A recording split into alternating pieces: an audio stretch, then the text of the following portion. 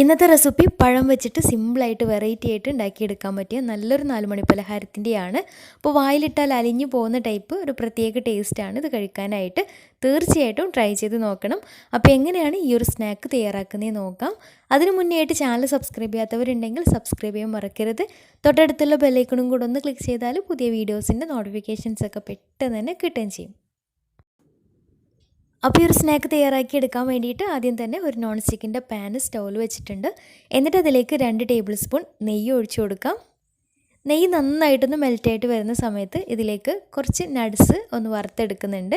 അപ്പോൾ ഞാനിപ്പോൾ കുറച്ച് അണ്ടിപ്പരിപ്പാണ് ഇതിലേക്ക് ഇട്ടിട്ടൊന്ന് റോസ്റ്റ് ചെയ്തെടുക്കുന്നത്. ഉണക്കമുന്തിരി ഉണ്ടെങ്കിൽ കുറച്ച് ഉണക്കമുന്തിരിയും ചേർത്ത് കൊടുക്കാം. അണ്ടിപ്പരിപ്പ് കളറൊക്കെ മാറി നല്ല ബ്രൗൺ കളറായിട്ട് വന്നാൽ ഇനി പാനിൽ നിന്ന് മാറ്റാം. ഇനി ഇതിലേക്ക് ചേർത്ത് കൊടുക്കുന്നത് നേന്ത്രപ്പഴമാണ്. അപ്പോൾ അത്യാവശ്യം പഴുത്തിട്ടുള്ള 2 നേന്ത്രപ്പഴം ഇതുപോലെ ചെറുതായിട്ട് കട്ട് ചെയ്തെടുത്തിട്ടുണ്ട്. അപ്പോൾ ഇത് ഈ ഒരു നെയ്യിലിട്ടിട്ട് നന്നായിട്ടൊന്ന് വഴട്ടിയെടുക്കാം. പിന്നെ ഒരുപാട് പഴുപ്പ് കൂടിയിട്ടുള്ള പഴമാണെങ്കിൽ എപ്പോഴെപ്പോഴും ഇങ്ങനെയായിട്ട് ഇളക്കി കൊടുക്കരുത്. അങ്ങനെയാകുമ്പോൾ ചിലപ്പോൾ ഉടഞ്ഞു പോകാനുള്ള സാധ്യതയുണ്ട്. അപ്പോൾ പഴമൊക്കെ ഏകദേശം നന്നായിട്ട് വെന്ത് ഒന്ന് ജസ്റ്റ് ഒന്ന് കളറൊക്കെ മാറി കിട്ടിയിട്ടുണ്ട്. ഇനി ഇതിലേക്ക് മധുരത്തിന് ആവശ്യമായിട്ടുള്ള 1 ടേബിൾ സ്പൂൺ പഞ്ചസാര ചേർത്ത് കൊടുക്കുന്നുണ്ട്. പഞ്ചസാര ചേർത്ത് അതൊന്ന് മെൽറ്റാവുന്ന വരെ നന്നായിട്ടൊന്ന് വഴറ്റിയെടുക്കാം. പിന്നെ ഞാനെടുത്ത പഴം കുറച്ചൊന്ന് പഴുപ്പ് കൂടിയിട്ടുള്ള പഴമാണ് കേട്ടോ. അതാണ് ഇതുപോലെ ചെറുതായിട്ടൊന്ന് ഉടഞ്ഞ് നിൽക്കുന്നത്. അപ്പോൾ അത് പ്രശ്നമൊന്നുമില്ല.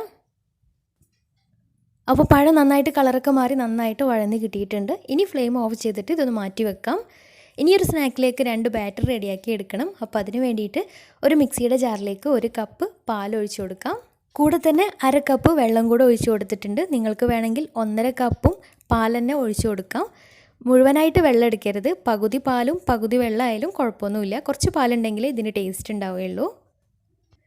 എന്നിട്ട് ഇതിലേക്ക് 1 കപ്പ് മൈദയും പിന്നെ പാകത്തിന് ഒരു നുള്ള് ഉപ്പും കൂടെ ചേർത്തിട്ട് നന്നായിട്ടൊന്ന് അടിച്ചെടുക്കണം. എന്നിട്ടൊരു ബൗളിലേക്ക് മാറ്റാം.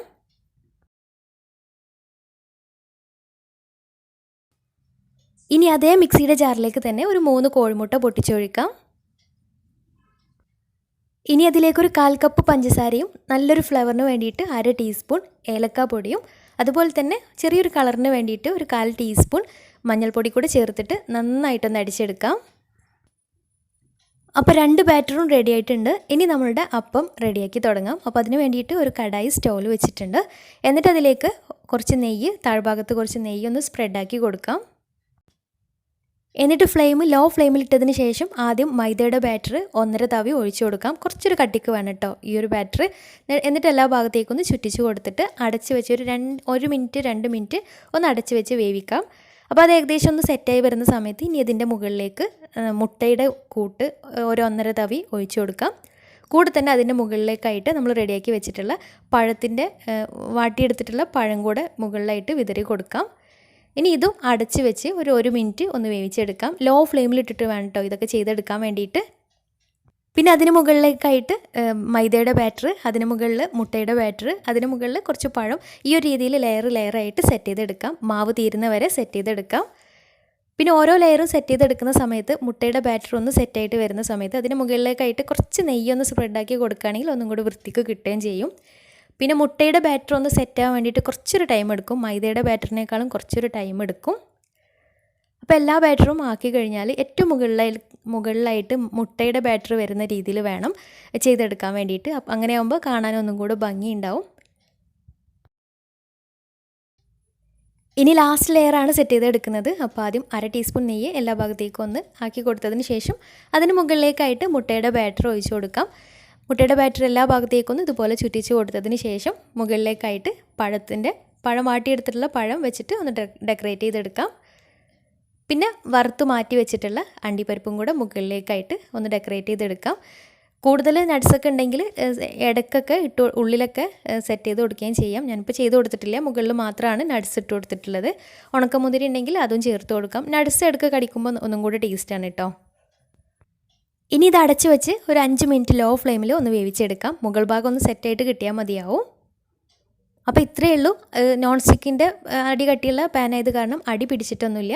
ഞാനിന്ന് മുകൾ ഭാഗം ഒന്ന് ബ്രൗൺ കളറാക്കി എടുക്കാൻ വേണ്ടിയിട്ട് വേറൊരു നെയ്യ് സ്പ്രെഡ് ആക്കിയിട്ടുള്ള ഒരു പാനിലേക്ക് മറിച്ചിട്ട് കൊടുത്തിട്ടുണ്ട്. നിർബന്ധമൊന്നുമില്ല, കാണാനൊരു ഭംഗിക്ക് വേണ്ടിയിട്ട് ചെയ്തു എന്ന് മാത്രം. അപ്പോൾ 2 മിനിറ്റ് മീഡിയം ഫ്ലെയിമിൽ വേവിച്ചെടുത്തിട്ട് സെർവിങ് പ്ലേറ്റിലേക്ക് മാറ്റാം. ഇത്രയേ ഉള്ളൂ. ചൂടാറിയതിന് ശേഷം ഇഷ്ടമുള്ള ഷേപ്പിൽ കട്ട് ചെയ്തെടുക്കാം. പിന്നെ കുക്കറിൽ ചെയ്തെടുക്കുകയാണെങ്കിൽ ചിലപ്പോൾ പെട്ടെന്ന് അടി കരിയാനുള്ള സാധ്യതയുണ്ട്. അപ്പോൾ അങ്ങനെ ചെയ്തെടുക്കുകയാണെങ്കിൽ കുക്കറിൻ്റെ താഴ്ഭാഗത്ത് പഴയ നോൺ സ്റ്റിക്കിൻ്റെ പാനോ അല്ലെങ്കിൽ പഴയ അലൂമിനിയത്തിൻ്റെ എന്തെങ്കിലും അടപ്പുണ്ടെങ്കിൽ അതോ വെച്ച് കൊടുക്കാൻ മറക്കരുത്.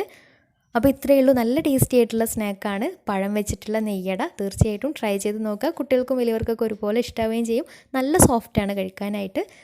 അപ്പോൾ ട്രൈ ചെയ്തിട്ട് നിങ്ങളുടെ ഫീഡ്ബാക്ക്സ് താഴെ കമൻറ്റ് ബോക്സിൽ അറിയിക്കാൻ മറക്കരുത്. അപ്പോൾ ഇന്നത്തെ വീഡിയോ ഇഷ്ടമായെന്ന് വിചാരിക്കുന്നു. ഇഷ്ടമെങ്കിൽ ലൈക്ക് ചെയ്യുക. ഫ്രണ്ട്സ് റിലേറ്റീവ്സിനൊക്കെ ഒന്ന് ഷെയർ ചെയ്ത് കൊടുക്കാനും മറക്കരുത്. അപ്പോൾ നല്ല അടിപൊളി വീഡിയോയുമായി വീണ്ടും വരാം. അതുവരെ take care. Bye. Thank U.